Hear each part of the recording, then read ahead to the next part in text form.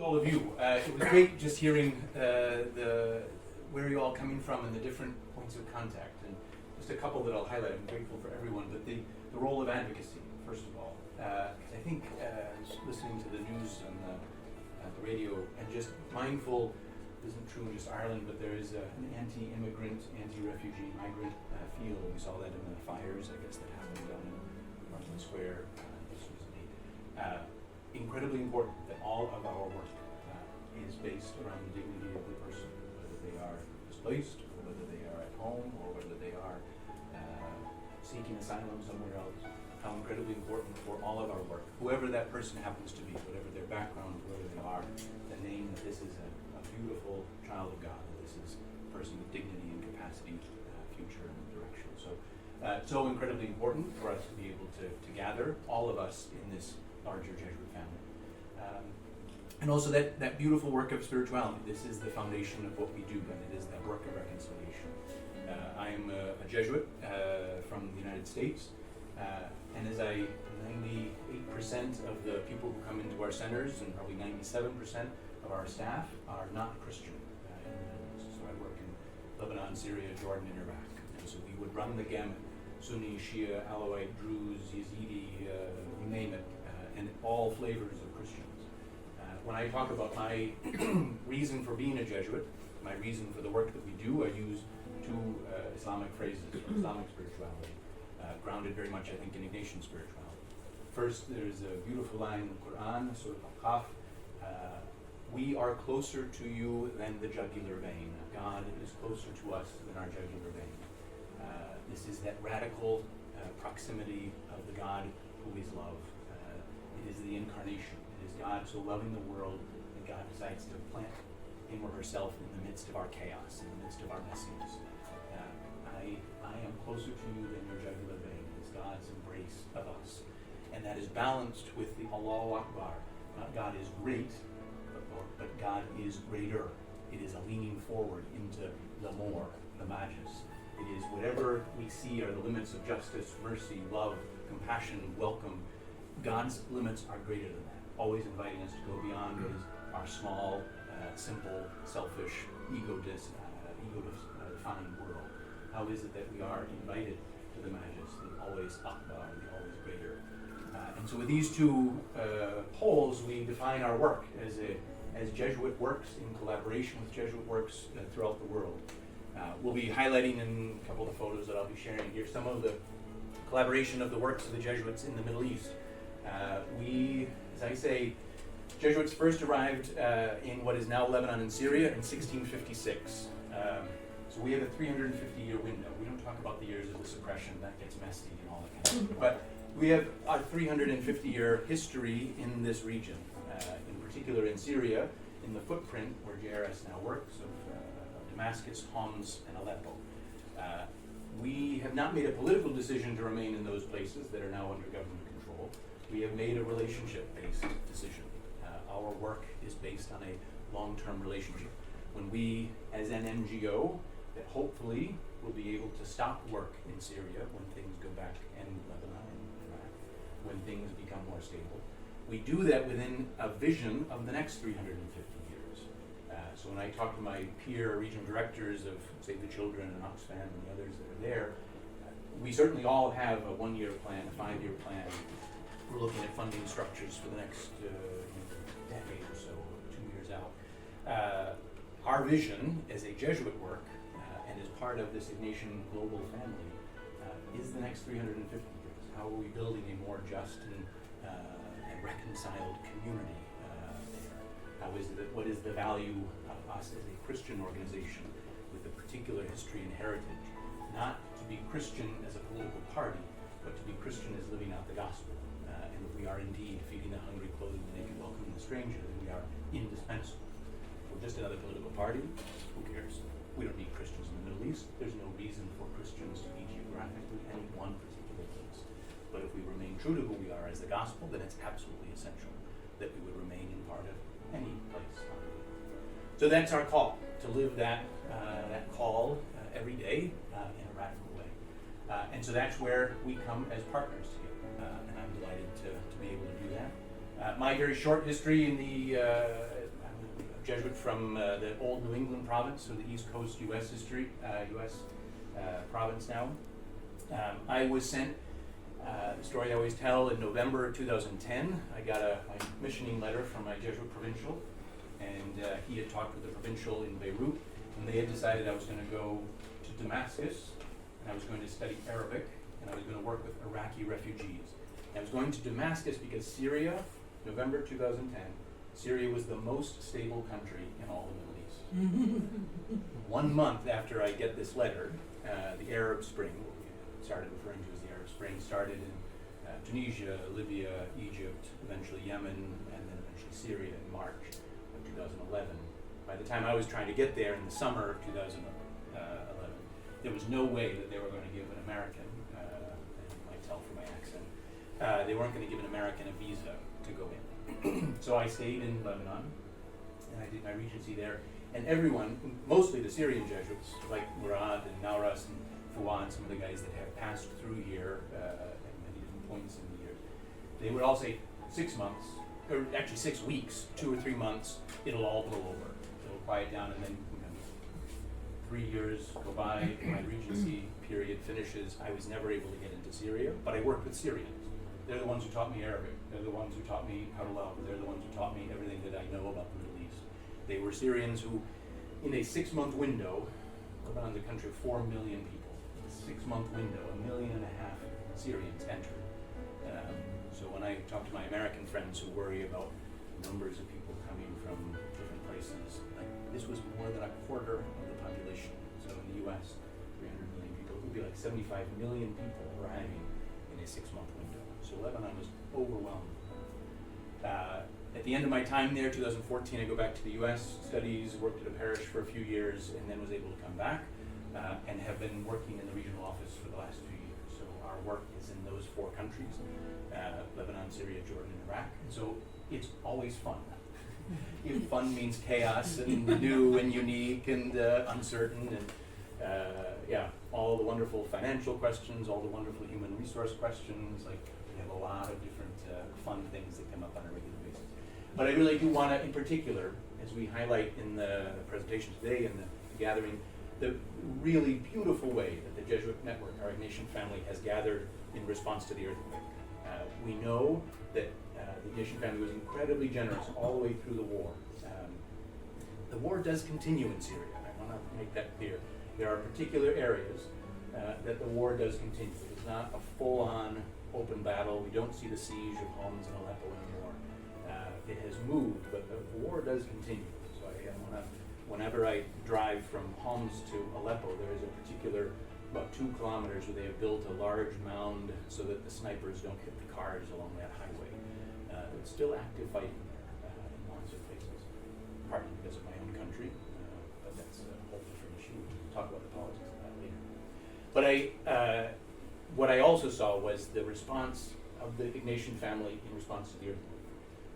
We are supporting the Jesuit works that have been there for 350 years and the people that are part of our programs for the next 350 years. So we'll be walking through a little bit of the situation there, and do I do enter? Is that? Just there we go. We'll just do a walk through some photos. I'll highlight a couple of things. So this is some photos that our own staff took in response to the earthquake right after. I will say, buildings like this were commonplace in Aleppo. In Aleppo, we have 3 centers. In all of Syria, we work in education, community building, social cohesion, reconciliation, and healthcare programs. Around every one of our centers, so we have 3 centers that each do those 3 works. You would see buildings much like this from the war. So much of Aleppo, people have been able to rebuild the homes that weren't damaged and fix and clean. But there were still there are pictures of myself just on the top of our roof, the old Jesuit school of Saint Bertin in the Midan neighborhood. All of the buildings around are completely destroyed. We have refurbished, we had to tear down half of our building, but the other half remains, and we are now working out of there. We put a football field out in the front, we built a little garden in the back. We have this beautiful space that welcomes people in for gynecological care, for pediatrics, for primary care, medical. as well as education programs, psychosocial support and things.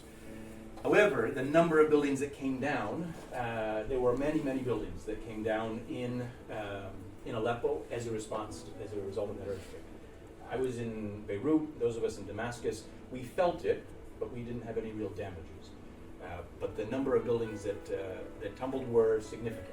What's more significant is that they've now defined 3,000 additional buildings that are structurally unsecure and need to be torn down.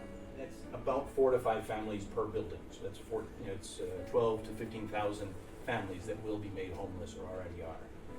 So just something to be attentive to as we look at the long-term future.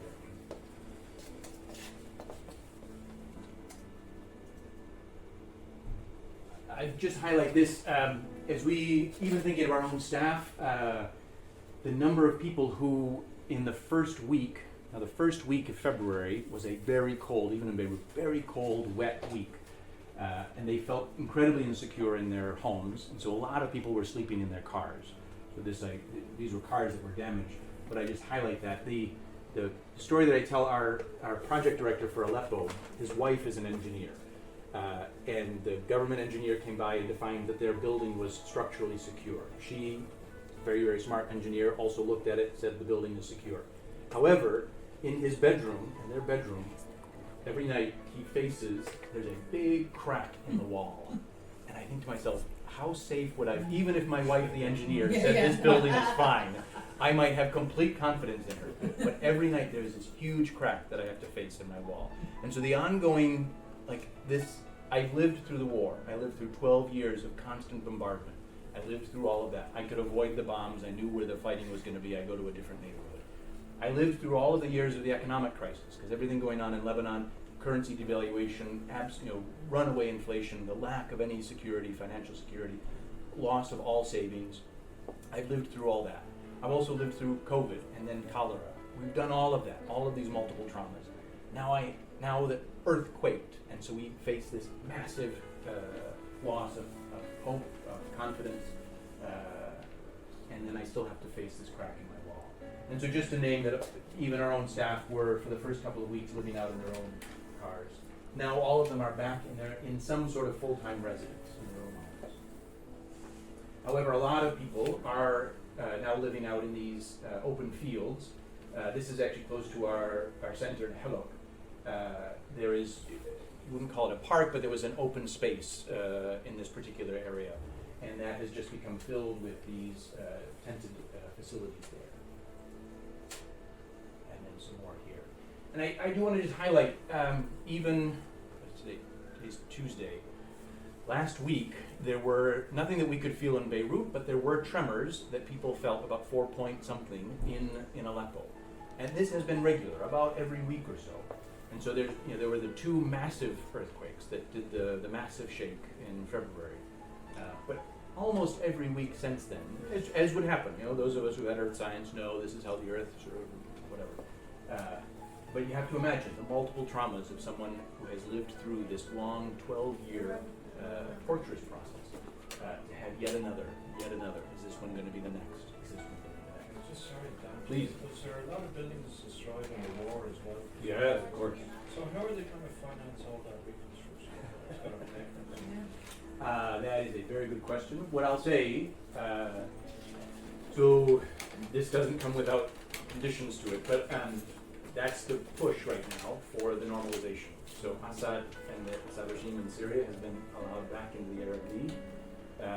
United Arab Emirates, there have been 3 or 4 other Arab Gulf countries mostly that have started having a political relationship and a diplomatic relationship with Syria, welcoming them back into the fold of that. A couple of things on that. That would be where the money will come from if there's going to be massive reconstruction, like Aleppo being rebuilt. There's been some. There was a lot of money in Aleppo before. There are a lot of Aleppans living outside who have invested again. There has been rebuilding. We know that. Not given the sanctions, given the difficulty of transferring money in, an active war is still going on there. The regime seems not to be going anywhere, is being propped up by Russia, all those kind of things. Given all of that, there is still some reconstruction going. If there were to be a clear political, this is the political reality that's not going away, then, and the Gulf was open to that, the thought would be that there would be money coming from the Gulf to support that. But I will say quickly on the normalization stuff though, what we're hearing a lot in Lebanon, you hear a lot in Turkey, Jordan, all of the places that have welcomed refugees, the vast majority of refugees. Those conversations with the Arab League in particular, the welcoming back of Syria into the Arab League, those conversations were about Capticon, this drug that has been, the claim is that they are making money, smuggling that drug out through Saudi Arabia in particular, and making a lot of money off of that. That was the if they can control the drug trade, then they can be welcomed back to the Arab League. No conversation about refugees. It wasn't, if you can welcome back 30%, 50% of the displaced people, then we can talk about normalization. That has not happened. And so the knock-on effect is that the politics of the refugee question in Lebanon and Jordan and Turkey have become even more heated in that the Lebanese, the Turkish, the Jordanians see less hope, and it starts to look a lot more like the Palestinian question 80 years down the line. So initial response, a couple things I want to highlight here. So the earthquake happens that same day. We don't have the money to send, people are still just hearing about it, but our teams on the ground are already responding. Syrians taking care of Syrians, and this is the point I want to, we have 300, we call them volunteers, but they're staff members in Syria. They are, with the exception of Tony O'Riordan, my Jesuit colleague and your Jesuit friend who knows the province well and who's been there as an excellent country director, he's the only non-Syrian on staff. So 299 Syrians and one wonderful, crazy Irishman. And so it's our work, but just, I do want to highlight, this is not us helping poor little refugees and displaced people and poor little Syrians. This is us allowing Syrians to rebuild their country, to do the very real work of building a more just and sustainable society. And so whatever they had, they started distributing. So these are pictures from Homs. So Aleppo, at the earthquake, there are still 250 families displaced. There were probably 400 families on the actual day that left Aleppo and went to Homs in seek of refuge.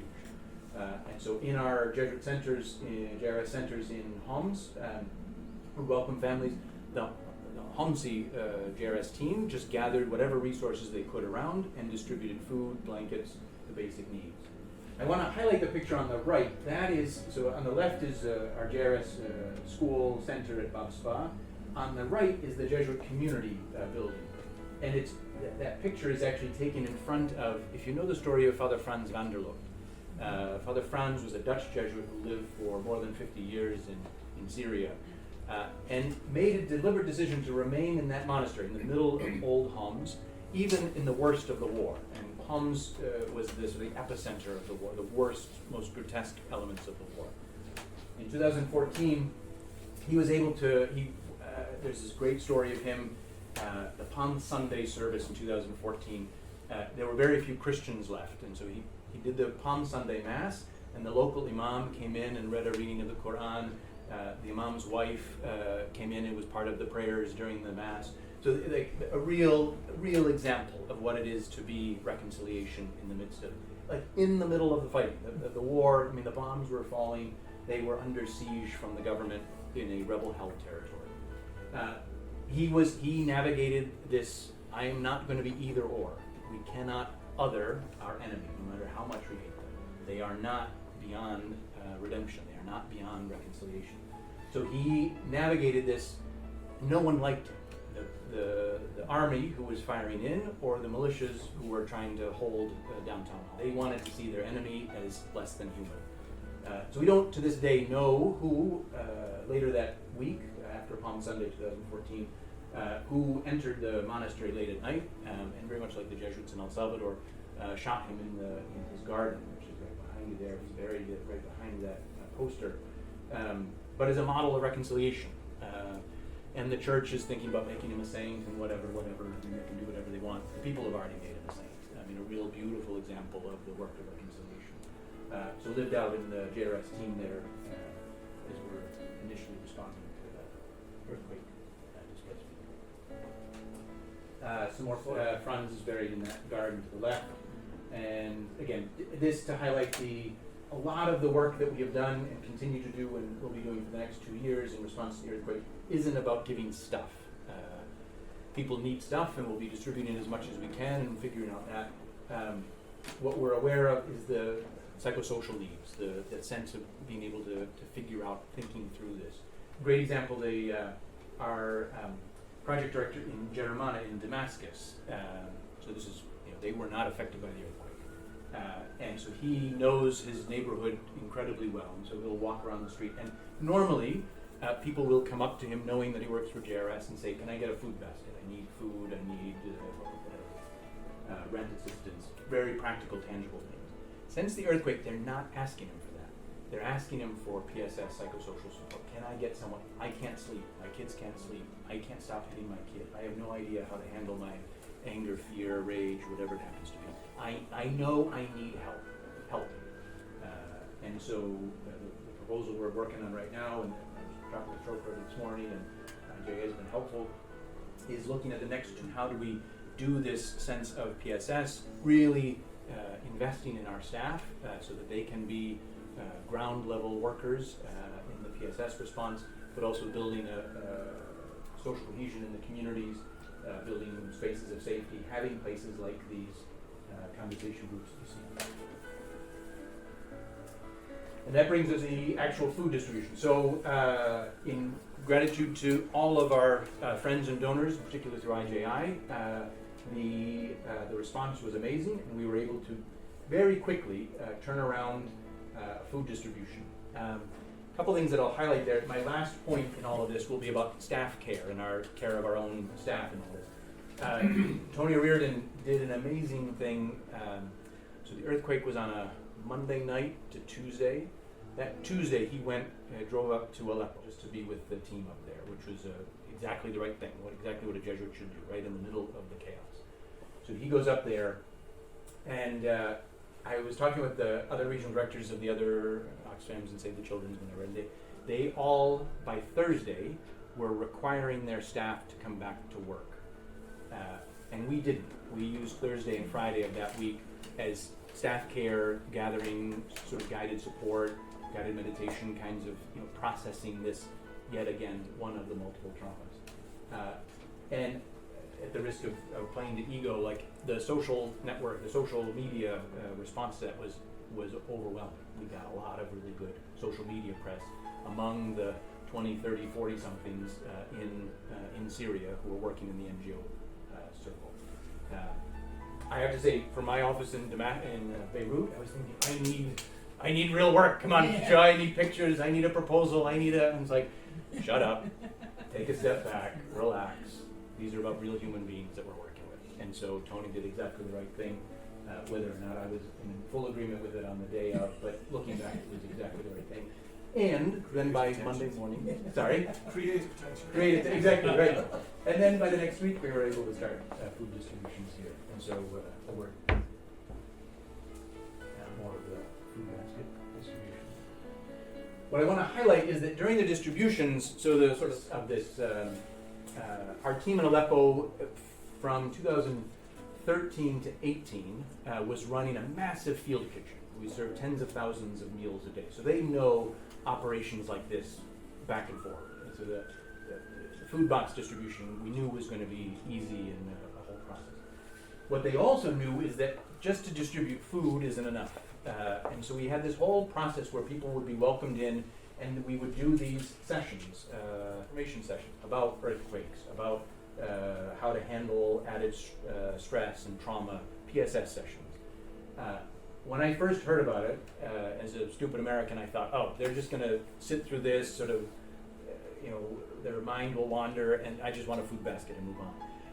All of the reports across the board, people lingered in these, and they would talk to one another, and it would become less of an information sharing and more of I just need to talk about what just happened. I need to talk about my family and my fears and where am I going and if I'm gonna leave, if I'm gonna stay. And so these became really important parts of the actual distribution. Distribution became less important, necessary, but only part of a larger process.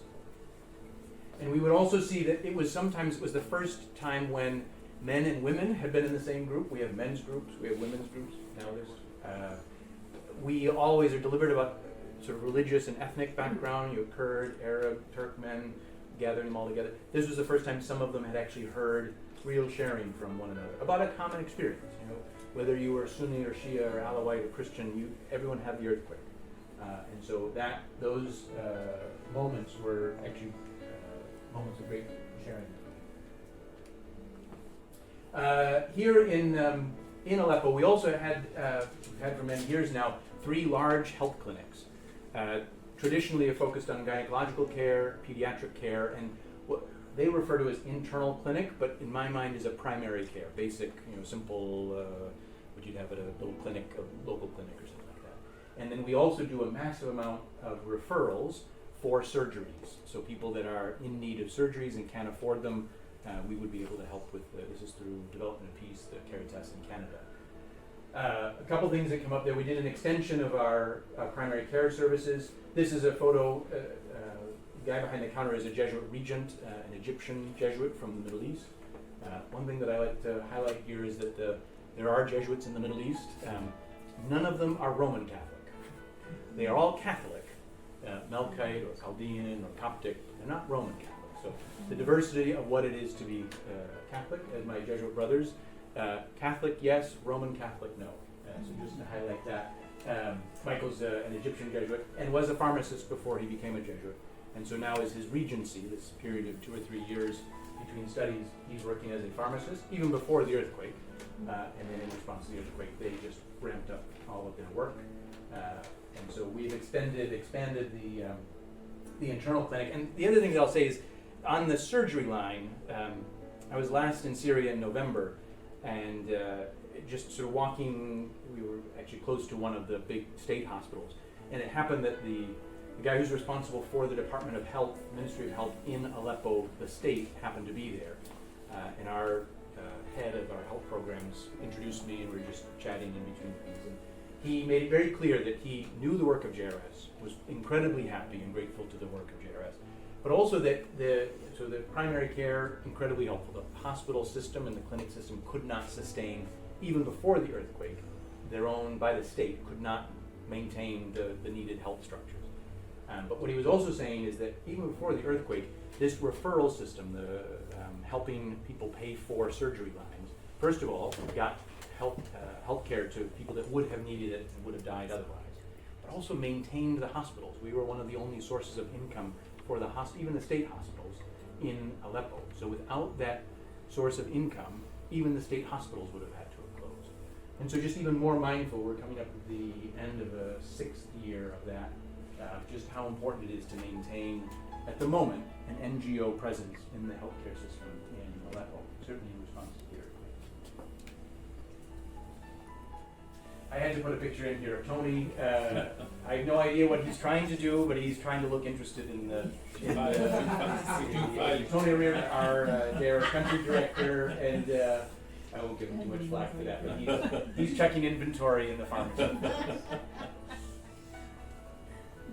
Now I want to shift just a little bit to the care of the caregivers in all of this. As I say, we have 300 staff in Syria, 130 of them are in Aleppo. They are extraordinary individuals, strong, smart, courageous, brave individuals who, one of the stories that I will never tire of telling, our country programs officer, amazing guy, Alawite, just a solid guy. And he tells the story, he wants to be part of Syria, and wants to remain there, and has made on multiple occasions the decision to remain in Syria. He was telling one story, he said, in 2016, when all of my friends, getting on boats or walking across Turkey or entering, most of them going to Germany, when I first heard, when we made contact with them again when they'd arrived in Germany, I felt confident with my decision to stay. They arrived in Germany, they were homeless, they had no friends, they didn't speak German, they didn't know anything.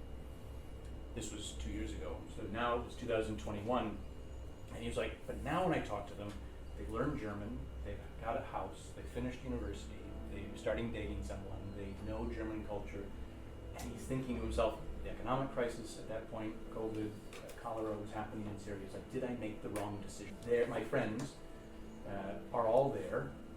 Friday, Saturday night, I've got no one to hang out with, just like baseline, just like who's my social group? Did I make the wrong decision? So there's already this going on in the back of his mind. And so we've always been good and deliberate and attentive to caring for our staff in the middle of the worst of the violence. But even now, is the violence has moved out of the big cities, but remains. So this was on the 1 month anniversary, 1 month memorial of the earthquake. So this was March 4th, and we had an interfaith prayer service, which is a very standard thing for us to do. So this would be, and this is for most of our staff. The time in JRS, this is their first time meeting someone from one of the other communities of any depth, of really working with, at the shop or in the store. But this is the first time really living and working with, and it's certainly the first time I've ever prayed with, deliberately prayed with. So I'm Alawite, I'm praying with an Orthodox Christian, I'm praying with a Sunni Muslim, and so very deliberate on the 1 month remembrance that we had a prayer service for our staff. In addition to that, this was 3 or 4 weeks ago, less than a month ago, we had an outing for our those 130 staff members in Aleppo, and it was to Mar Musa. I don't know if anyone's heard, as I mentioned, Father Franz van der Look. There was another very famous Jesuit who's gone disappeared, Father Paolo D'Olio. He was an Italian Jesuit who there again was in Syria for probably 30 years at least. And force de nature, as the French would say. He was a ball in a china shop. And he, unlike Franz, who navigated this divide, not wanting to fully other the opposing side, Paulo was very clear about his politics. And as a foreigner, the government didn't like that. So they kicked him out in 2012, I guess. And as he had been kicked out of Syria, he was coming through Beirut. I met him in between an interview with the New York Times and the BBC. So, I mean, this was the kind of character he was. One of the things that he had done was he had found in the desert an abandoned monastery that had been opened, I think, in the 11th or 12th century, a Syriac Orthodox monastery. It had some beautiful paintings in the chapel.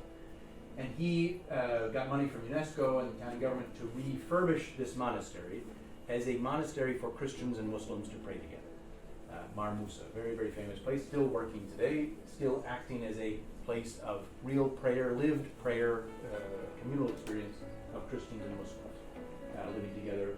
And they pray the Syriac Mass, but then they also, on Friday, they have Friday prayers, and they welcome Friday as their open day, so people from the middle of the desert, but people can come on Fridays. It's also a place of retreat. And we had a conversation with them, and so we asked if we could send a group, and we parked about 10 kilometers out. The staff did a walk, pilgrimage walk to Mar Musa, and then spent the day there. Had a guided meditation with one of the monks there around how to work through things like the trauma that they had faced and how to pray through that. Quick follow up on Paulo. Paulo, after I saw him in Beirut in 2012, he went to Italy, and then he was trying to secure the release of a couple of bishops that had been abducted by one of the Al-Qaeda groups. So he flew to Erbil, Iraq, and entered the eastern border of Syria.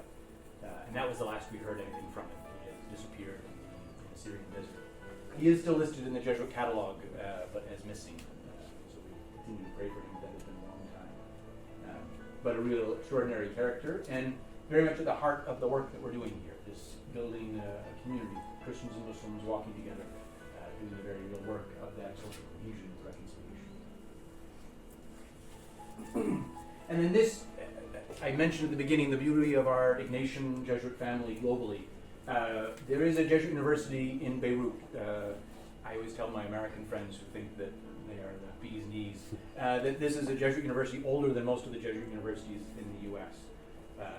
Founded in the 1840s, has the best school of social work in the whole of the Middle East. And so we were able to send social workers and a couple of sisters and a couple of young Jesuits in to work with the team to help them process. More importantly, and the biggest going back in a couple of weeks, is to work with the families of the teams. So our staff, all of them go home, and they feel confident and comfortable at work. Then they go home and their families, they've got nothing to do. They're sitting there in their worries all day long. And so we've had these support groups for the families of our staff, run by social workers, Lebanese, whose first language is Arabic. You know, translation is not an issue here. We're not about foreigners invading. These are Lebanese and Syrian. They've got their own history, but these are Lebanese social workers who are coming in to help the families, so that when our staff go home, that they can be part of a healthy community there, and then move further out. But just to give you a sense, you'd asked about destroyed buildings. This picture over here that's in the corner of the Saint Bartholomew Center in the Medan neighborhood. All of the buildings around, that's one of the few buildings standing, but that was destroyed in the war, not in the earthquake. So that, if we were to go up, the building is behind the photographer there. If we were to go up to the top of that building, all around what remains of our school, which is only half of it was destroyed by the war. The half that remains, all of the other buildings look worse than that. So that, and again, that's from the war. That's not. And then just a big thank you. So thank you very much.